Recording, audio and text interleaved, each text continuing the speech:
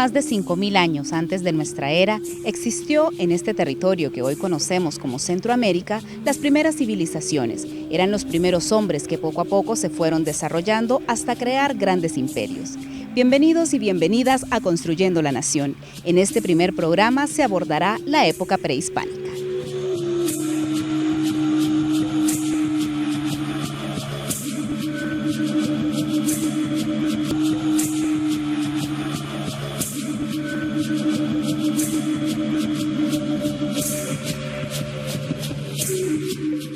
En la sección Los Inicios hablaremos cómo poco a poco se fue formando el territorio centroamericano y más específicamente el territorio hondureño. Por supuesto, este no es el nombre de inicio, pero ya lo veremos en detalle. Para ello contamos con la colaboración del arqueólogo Oscar Neil. Él es parte del Instituto Hondureño de Antropología e Historia.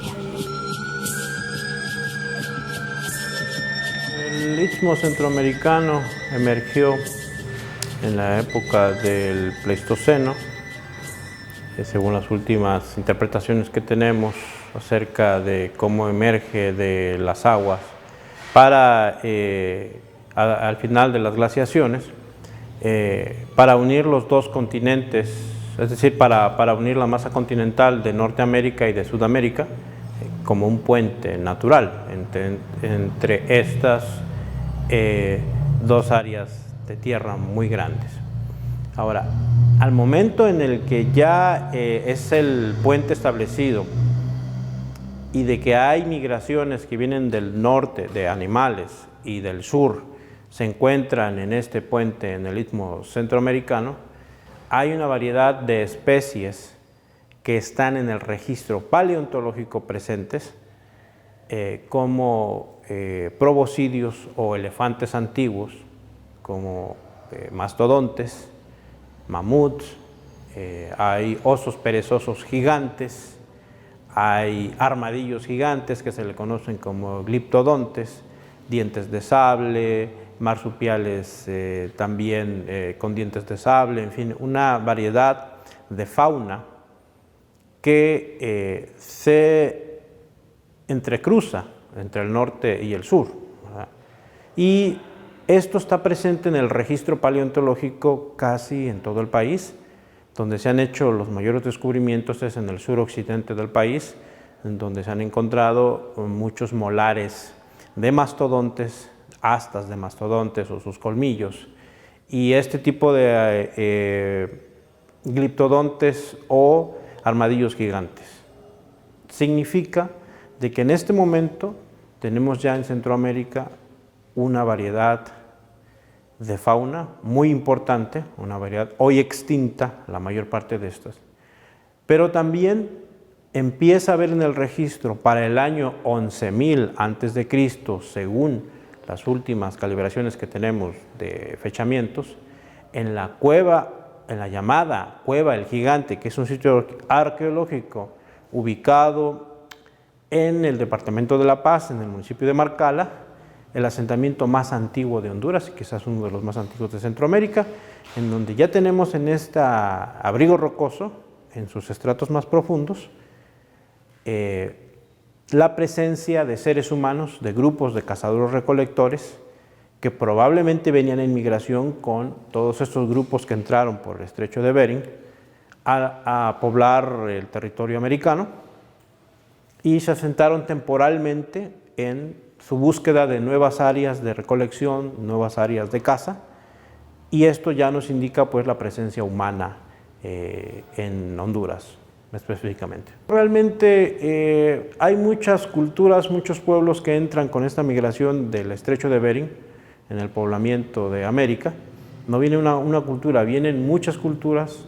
Se ha establecido que la mayor parte de culturas vienen del centro de Asia, pero hay algunos otros estudios ya relacionados a la genética y estudios genéticos que incluso están marcando otras áreas por las cuales entran a América de otras zonas, ¿verdad? Sin embargo, el grupo que se ha estudiado más es el grupo del centro asiático, del centro de Asia, que entran a América y que probablemente la mayor parte de los grupos indígenas, sobre todo en Honduras y en Mesoamérica, están relacionados a esta gran migración de estos grupos mayoritariamente del centro de Asia. ¿Qué identidad tenían? Pues no conocemos la identidad de estos grupos, por ser tan antiguos.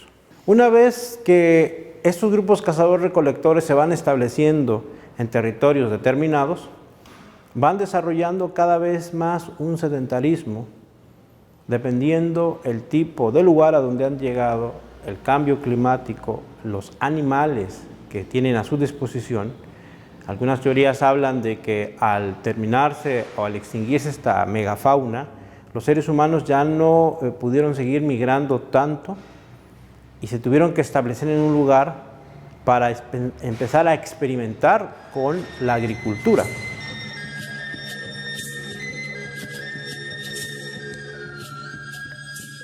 Agradecemos a Oscar Neil por toda esta información que nos permite conocer más sobre nuestra historia. Honduras es un país sumamente rico en eso.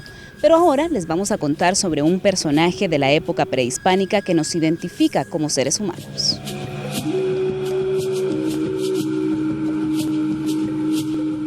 Antropología es la ciencia que se encarga de estudiar la realidad del ser humano a través de un enfoque holístico, en el que el todo determina el comportamiento de las partes.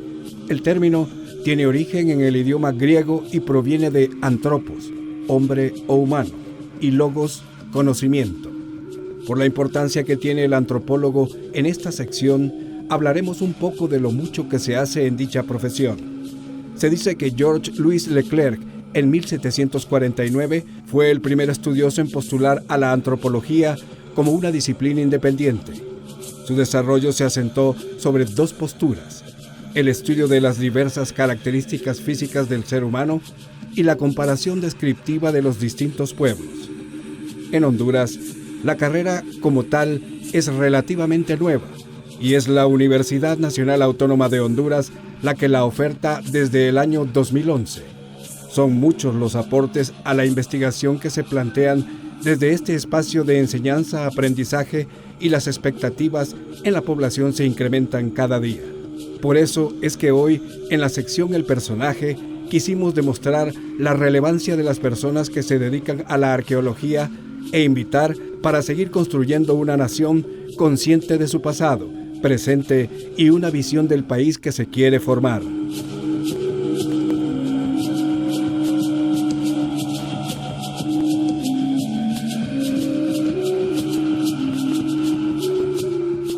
Aún tenemos mucho por descubrir en esta época prehispánica, en este territorio que hoy llamamos Honduras, pero que seguramente en otro espacio y en otro tiempo fue nombrado de otra manera. Para conversar más sobre esto nos acompaña el experto Arnulfo Ramírez, quien es parte del Departamento de Historia de la Universidad Nacional Autónoma de Honduras. Gracias por aceptar esta invitación, Arnulfo. Bien, y a ustedes gracias por invitarnos. Lo hacemos con mucho gusto, aportando estos conocimientos a toda la comunidad.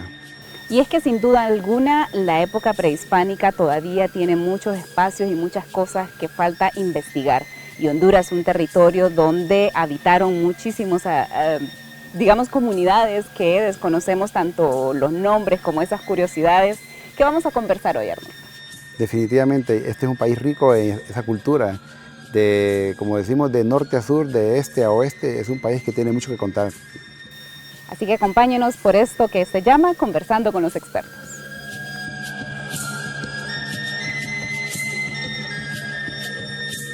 Surgen muchas interrogantes alrededor de cómo vivían estas comunidades prehispánicas, cuál era su idiosincrasia, en qué creían, cómo se desarrollaban, cómo se organizaron ellos para sobrevivir en una época, digamos que para nosotros surge interesante porque es sin energía eléctrica, sin todo ese contexto que conocemos en la actualidad. Creo que nuestros indígenas, nuestros ancestros, los pueblos originarios en Honduras, lo que hicieron ellos en principio fue ubicarse buscando la fuente de agua. Ese es un patrón único que se ve en toda la zona, ¿no? Miramos ciudades, por ejemplo, o la gran cantidad de vestigios que tenemos arqueológicos. Pues en Honduras, todo Honduras es un sitio arqueológico. Aquí encontramos más de miles y miles de sitios arqueológicos. Por ejemplo, en la parte occidental, según estudios que se han hecho, mapeos que se han hecho, hemos encontrado que este occidente estuvo muy poblado. Y una de las cosas que también condujo a ese poblamiento es la cercanía a la zona de Guatemala y poco El Salvador. ¿Por qué? Porque habían intercambios comerciales y ese intercambio contribuyó de mucho para que ellos se pudieran sostener o mantener. Pero la evidencia más antigua que encontramos en Honduras, y esto también como un orgullo, y no solo en Honduras, sino que también en todo Centroamérica, la encontramos en un lugar que se le conoce como la Gruta del Gigante o la Cueva del Gigante, en Marcala, La Paz. Ahí tenemos de la evidencia, mejor dicho, ahí habitaron los primeros hondureños, y no solo los primeros hondureños, sino que los primeros centroamericanos, según estudios de carbono 14 que se ha hecho en la zona, que pues su datación data aproximadamente de 11.900 años antes de Cristo. Hay estudios importantes que se hicieron ahí por George Haseman, Timothy Schiffer y otros por ahí que han hecho trabajos bien puntuales en relación a los que ahí habitaron. Entonces, hasta el momento, hasta el día de hoy, es probable que la evidencia más antigua del ser humano la encontramos en la Cueva del Gigante. ¿Y cuál es la característica de estos seres que se encontraron en esa zona? Excelente. Realmente estos estaban a un nivel, no eran cacicazgos, tampoco eran tribus. Lo que eran en principio eran bandas. La banda es como la primera forma de organización social de los grupos humanos en América. Pero ya en la práctica lo que ellos eran es lo que se conocen como cazadores y recolectores. Es decir, que tenían lugares que se mantenían en cierta época, en ciertas estaciones, mientras había comida. Luego vivían en cuevas o en cavernas o en abrigos rocosos. Y también recordemos que practicaban también la pesca y la recolección de frutos silvestres. Entonces ellos se movían de un punto al otro, aunque estos sitios, cabe destacar que fueron ocupados en forma pues casi constante, dependiendo de las épocas. Porque en esa zona de ahí hay una vez al año que las aves migratorias que se mueven del norte para el sur es un paso obligatorio para descansar, y viceversa, los que van del sur para el norte, hasta el día de hoy. O sea que obviamente en aquella época fue algo más numeroso. Y eso lo hemos visto porque en estas cuevas hemos encontrado arte rupestre, sobre todo pictogramas, aparecen unas manos, y ahí la forma como de una especie como de un ganso, como un pato, que son de esos patos salvajes que emigran del norte y del sur. Es decir, que era un lugar propicio para cazar. Definitivamente. Para conseguir alimentos. Así es, y como es una zona volcánica, está prácticamente en el cráter de un volcán de la zona, hay una serie de especies de lagunas de piedra, y creemos que es probable que los antiguos la utilizaban como especie de corrales. En vez de pescar y directamente al río, ellos hacían corrales y hacían una especie de cultivo de peces para hacerlo más rápido. Porque según la evidencia, lo que se ha encontrado ahí es punta de obsidiana, eso ya es tecnología. Se ha encontrado también cestas, se ha encontrado lotes de maíz, se han encontrado huesos de los animales que ellos consumían. Es decir que era un grupo que sí era un tanto, vamos a decirlo así, primitivo, pero que tenía un cierto nivel de desarrollo para tener ese tipo de armas. ¿Y en qué momento entonces podemos hablar de nuevos pobladores, de nuevas especies, nuevas personas que llegan y ya no, como lo ha mencionado usted, en pequeños grupos, sino que se empiezan ya a organizar? Bien, tenemos evidencia, y lo hacemos en base a la evidencia arqueológica. Hay ya pobladores, hablamos de 1500, del 900 antes de Cristo, en la cual aparecen estos que se empiezan a instalar. Recordemos que para que ubicarnos un poco en el tiempo, ¿verdad? Hay un periodo que se llama el periodo preclásico, que se llama como el 2500 a.C. hasta el 250 después de Cristo. Ahí es donde comienzan a formarse una serie de estos grupos que se inician sobre todo en la parte occidental, aunque también en la parte oriental. Por ejemplo, tenemos lugares como el caso de Los Naranjos, en el lago de Ojoa, el caso de Yarumela, en el valle de Comayagua, el caso de Tenampúa, también en la zona de Comayagua. Es decir, Puerto Escondido en San Pedro Sula, también tenemos Currusté en San Pedro Sula.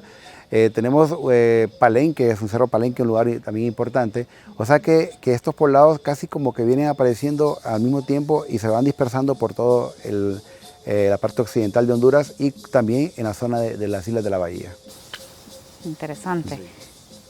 Ahora, nosotros tenemos, digamos, muchas historias o mitos de esa época. Se habla de si eran o no personas sanguinarias, si tenían una forma de ver la vida politeísta, y esto los organizaba de cierta manera. Estamos hablando ya de grupos distintos a los que hemos venido hablando, ya grupos más organizados. ¿Cuáles son los nombres de esos grupos? ¿Y Bien. cómo veían ellos esa realidad? Claro, recordemos que los prehispánicos tenían lo que se conoce como una cosmovisión. La cosmovisión es la forma de ver la vida. Sí son influenciados, porque si nos vamos a las raíces, vamos a hablar un poco del contexto histórico, estos grupos provienen de una cultura que se le conoce como los olmecas, esa es la cultura madre. Los mecas se esparcen su tradición por todo Mesoamérica, y Mesoamérica viene de México hasta lo que es Costa Rica. Entonces ahí compartimos tradiciones, arte, comidas, rituales, y aquí donde entra la parte de los rituales, vamos a decirlo así, sanguinarios, que lo hacen con seres humanos y también lo hacen con animales. Entonces la influencia es importante porque los primeros que empiezan a hacer esto son influenciados en gran medida por esas costumbres de los olmecas, pero también en la zona mesoamericana, recordemos que hubieron una serie de grupos importantes como el caso de los aztecas, ¿no? Los aztecas influyen también, sobre todo en la zona maya, aunque los mayas retoman algunos elementos de estas culturas porque los mayas ya prácticamente conviven con los aztecas, pero están como en sus últimos momentos. Entonces hay una influencia tanto antes, en el momento, y después de estas culturas, vamos a decirlo así, foráneas o fuera de Honduras. Pero, claro, hay que entender que para ellos no era una entidad geográfica llamada Honduras o Centroamérica. Ellos realmente van expandiendo todas esas corrientes de influencia en todo lo que es Mesoamérica, como les decía, desde México hasta lo que es Costa Rica. Y aquí en Honduras, por ejemplo, los mayas que inician su aparición antes de Cristo, tenemos incluso evidencia de 1500 años antes de Cristo, pero los mayas como tal, los mayas que vemos en Copán y esa evidencia que nos dejaron, más o menos son unos 400 años, del 426 después de Cristo al 822 después de Cristo. Están los mayas. Después lo que hay es una influencia en el arte, en la arquitectura, en algunos diseños de estas culturas en el resto. Por ejemplo, el caso de usted va a Utila, Guanaja, Roatán, que hay una serie de sitios arqueológicos, hay una influencia interesante sobre todo en la cerámica, los colores, ¿no? Hay cerámicas de diferentes colores y también diferentes estilos, el famoso trípode y algunas vasijas para uso ritual. ¿Cuáles eran, digamos, los dioses más importantes para estas culturas? Bien, en principio el dios del maíz. El dios del maíz es como la fuente de todo, que incluso va cambiando de nombre. Que se le llama Yuncac, se le llama en esta zona, y tiene que ver igual con el maíz, ¿verdad? Y también, esa es como la fuente de vida, pero también hay una deidad que se comparte en todo Mesoamérica, que es Quetzalcóatl, la serpiente emplumada, ¿no? Cuculcán, que se le conoce también en ciertas culturas, una serpiente que tiene plumas y vuela, pero es que era en la cosmovisión, en la mitología de los mesoamericanos, lo que decía era que venía, fue un príncipe que se fue por el mar y prometió volver, y era una profecía, y luego volvió transformado, y los antiguos pensaban que era, cuando llegó Cortés, pensaban que era Quetzalcóatl transformado, ¿no? en un ser humano, porque llegó Cortés montado en un caballo, vestido de metal, con barba y bigote, rubio, ojos azules o verdes, y con armas de metal. Obviamente los mesoamericanos pensaban que ese era Quetzalcóatl, que los venía a redimir de la opresión española.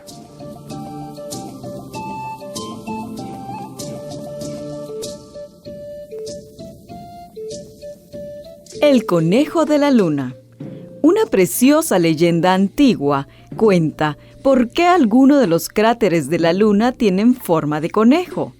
Quetzalcóatl, el dios grande y bueno, se fue a viajar por el mundo transformado en un hombre.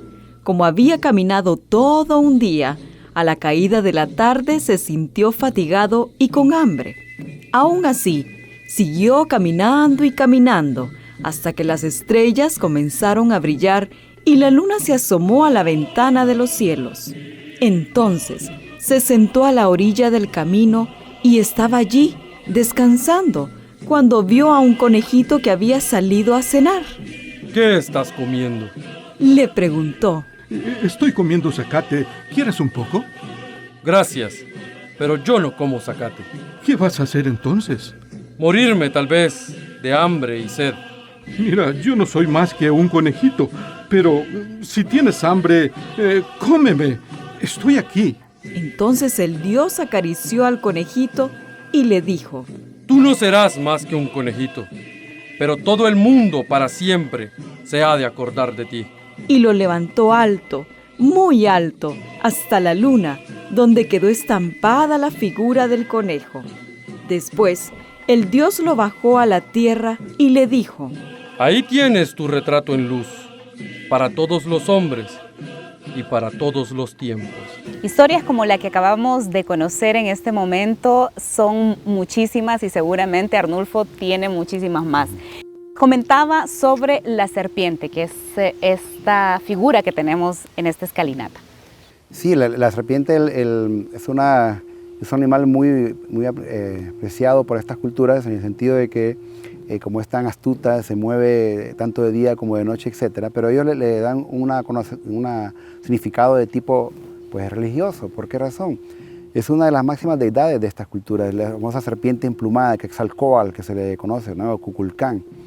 La serpiente es una serpiente que tiene plumas, que vuela, va hacia el cielo, se mueve en los tres mundos, va hacia el cielo, que es el supramundo, después desciende a la tierra, que es el mundo presente, y trastoca, por así decirlo, el inframundo. Entonces se mueve en los tres mundos y después sube de nuevo hacia lo que es el cielo. Entonces en la mitología maya siempre vamos a encontrar la simbología de la serpiente, la encontramos en los códices, la encontramos en la cerámica, lo encontramos en los murales, lo encontramos en las estelas, lo encontramos en las esculturas, la encontramos en los templos. Realmente es una simbología muy importante que ellos asocian con la serpiente, con esas cualidades y talentos que tiene la serpiente en el mundo animal.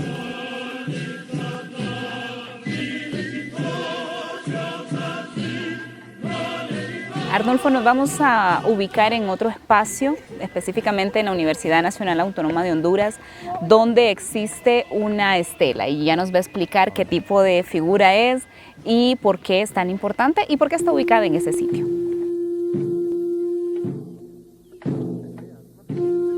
Continuamos dialogando con el experto en la época prehispánica, el docente de la carrera de Historia de la Alma Mater, Arnulfo Ramírez. En este momento nos va a explicar una de las estelas que se ubican en el campus universitario.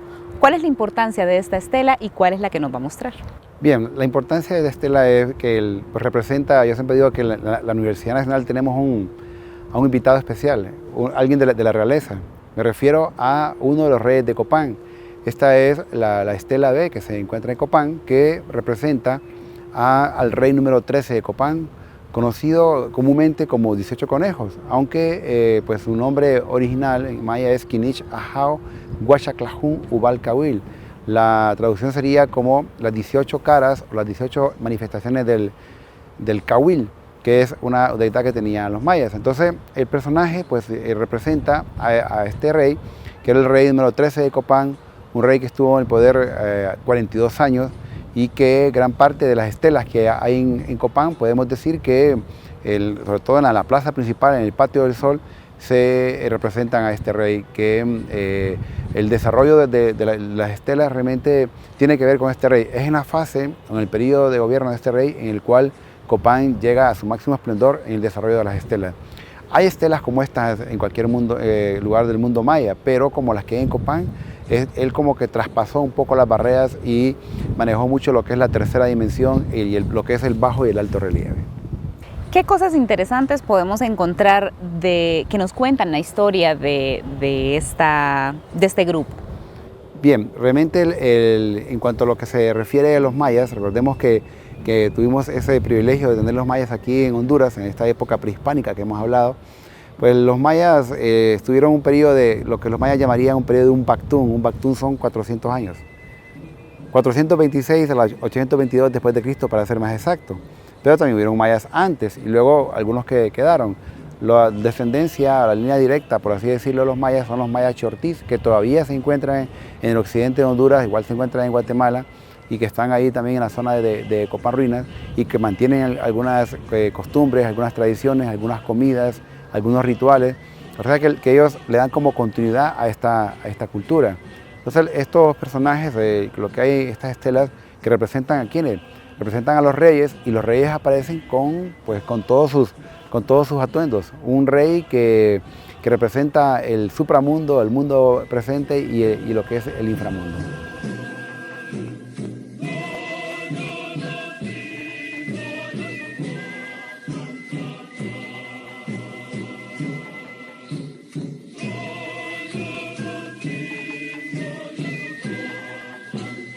Hasta aquí llegamos por hoy con Arnulfo Ramírez, quien ha sido muy amplio en la explicación que nos ha dado, pero sin duda alguna que nos quedan temas pendientes y que en otros espacios y en otros momentos estaremos conversando más sobre esta época prehispánica, una época encantadora, un espacio histórico donde nos permite reflexionar sobre lo que estamos haciendo y sobre todo esa visión a futuro que tuvieron todos estos antepasados de los que hemos hablado. Muchísimas gracias, Arnulfo. A ustedes por habernos invitado, estamos siempre a la orden y muchas gracias.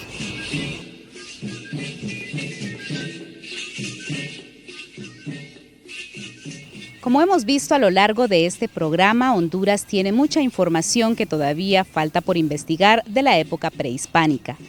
Las culturas que vivían en nuestro territorio tienen un choque de culturas cuando vienen los españoles a este territorio. Es ahí donde se da otra época, otra etapa de la historia de Honduras. La misma la abordaremos en el siguiente programa, llamado La Época Colonial.